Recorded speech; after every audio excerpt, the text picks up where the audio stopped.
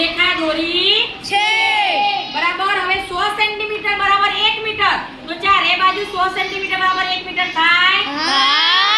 ક્ષેત્રફળ શોધવા માટે તમે જુઓ કે આપણે આ ચોરસનું ક્ષેત્રફળ શોધવું છે। તો આકાર કેવો છે? ચોરસ। કેવો છે? ચોરસ। તો ચોરસનું ક્ષેત્રફળ બરાબર સૂત્ર શું છે? લંબાઈ ગુણ્યા પહોળાઈ। ક્ષેત્રફળ ચોરસનું બેટા લંબાઈ ગુણ્યા લંબાઈ। તો લંબાઈ કેટલી છે?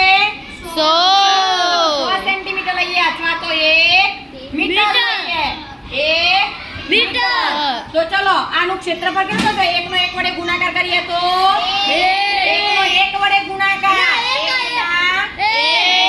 ક્ષેત્રફળ છે એટલે શું થાય? ચોરસ ચોરસ મીટર। એક જ થઈ જશે ચોરસ મીટર।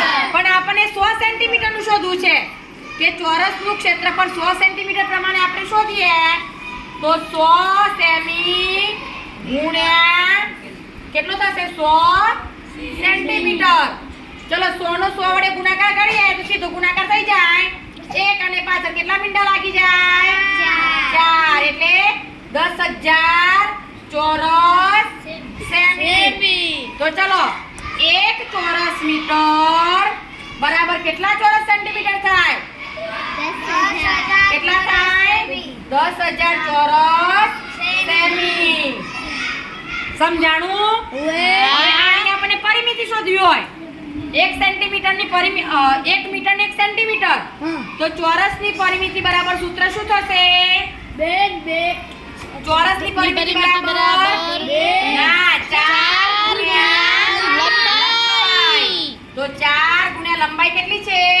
1 મીટર। તો 4 એકા 4 મીટર બરાબર પરિમિતિ કેટલી થશે?